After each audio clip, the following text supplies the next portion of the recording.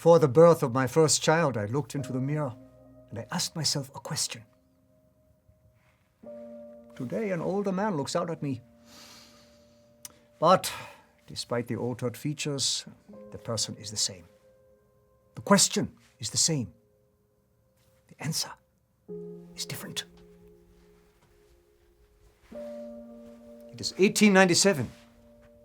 I am preparing to step out onto the stage of the first Zionist Congress.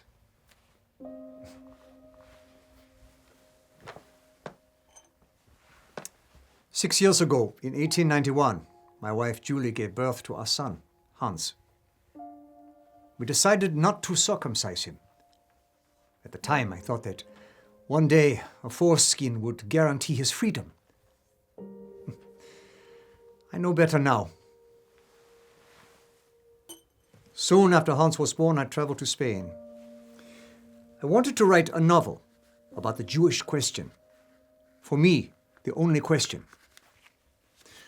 The central figure was to have been my dearest friend, Heinrich Kanner, who had shot himself that February in Berlin. I believed that through the novel I could write myself free of his ghost. In Austria, the country of my youth, I'd been to law school and I planned to become a judge. Austria permitted a Jew like myself to go to law school, but did not permit a Jew to become a judge. The Jewish question. I became a playwright. I wrote spectacles, romances, confections of the imagination. Heinrich and I became the closest of friends. I married Julie. We worried about what kind of life was possible for our children. I wanted to solve the Jewish question in Austria with the help of the Catholic Church. I wish to say to the Pope, help us against the anti-Semites, and I will lead a great movement for the free and honorable conversion of Jewish children to Christianity. My idea was, we, the adults, would remain with the faith of our fathers, but we would make Christians of our children before they reach the age of independent decision, after which conversion looks like an act of cowardice and calculation. Thus the lack of circumcision for my son. Julie and I were naive. We thought then that Christians believed in Christianity. I was to learn that actually most of them believed in race, the least religious concept man can contrive. Back then, I expounded on my conversion plan to anyone who would listen. One night, after meeting with a friend and discussing the broad historical understanding of anti-Semitism, I drove away in a cab. As my cab sped through the alley behind a chapel, two young fellows sauntered by, one of them wearing an army cadet uniform. I distinctly heard the cry from behind the carriage, "Dirty Jew!" There had been no person in the front, as I was unknown to him. They did not ask my faith. No, the insult was directed at my Jewish nose and hair. What an interesting echo to my earlier conversation. In such a case, neither conversion nor historical philosophy is of any use. In Austria, everywhere were limitations. Everywhere was danger. Heinrich saw no way out. After he shot himself, I determined that there must be some reason I continued to live.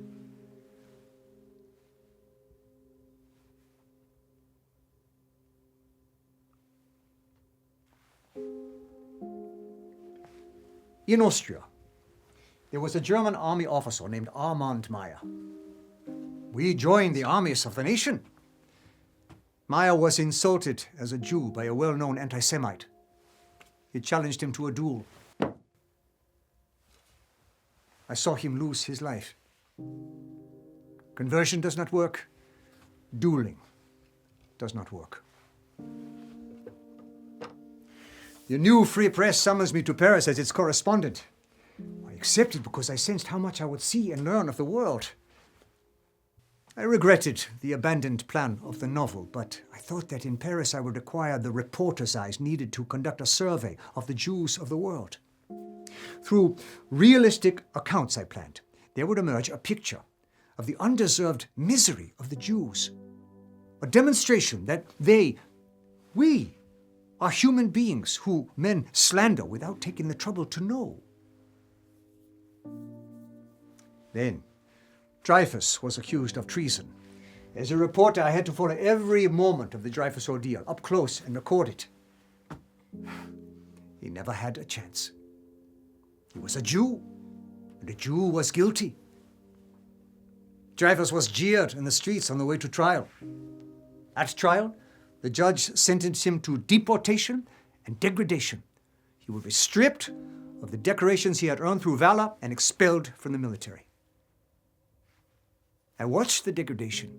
Oh, very theatrical it was, a public spectacle, beautifully orchestrated compliments from a playwright. His superior took Dreyfus's sword from him, and with that, Dreyfus was stateless. Another wandering Jew. I went to see my wife and children in Vienna, a place I mistakenly called home.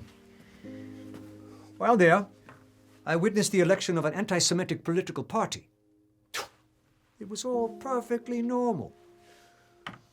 Finally, I recognized the futility of trying to combat anti-Semitism.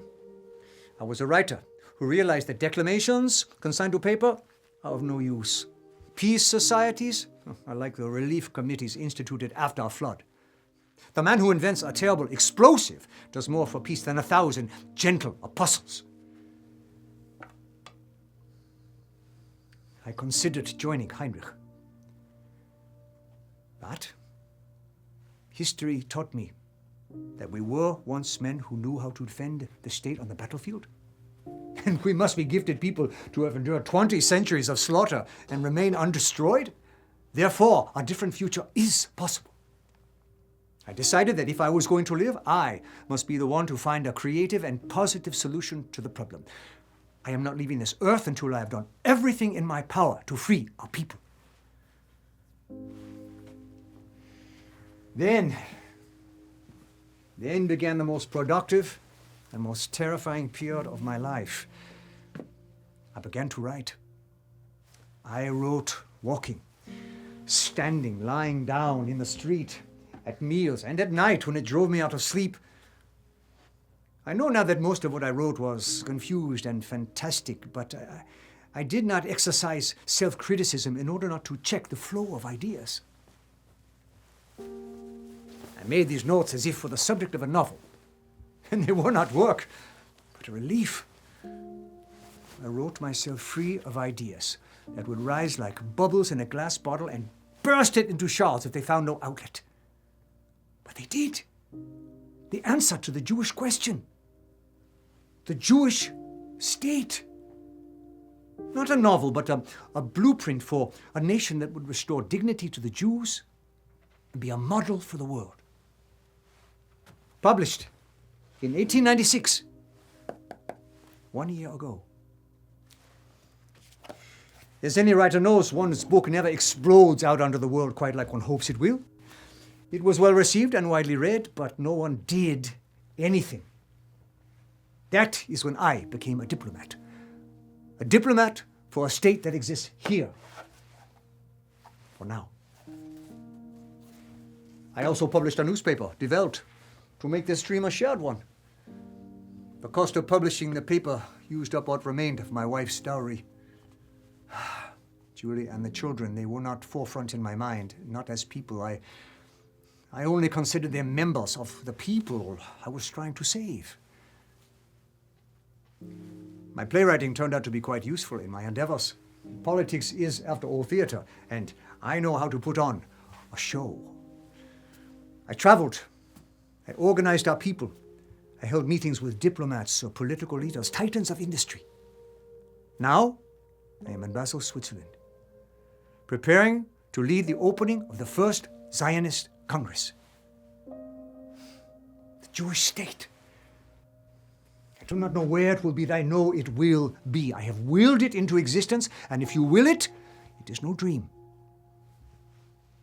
I am convinced that I am right, though I doubt that I will live to see myself proven to be so. Those who inaugurate this movement are not likely to live to see its glorious close, but the inauguration of it will be enough to give a feeling of pride and the joy of freedom of soul. I have written the script for this Congress. I have determined its costumes. Every man will be in the formal dress befitting a statesman. What disappointments if we fail. What grim struggles if we succeed. Am I stating that which is not now the case? Am I before my time? Are the sufferings of the Jews not yet grave enough?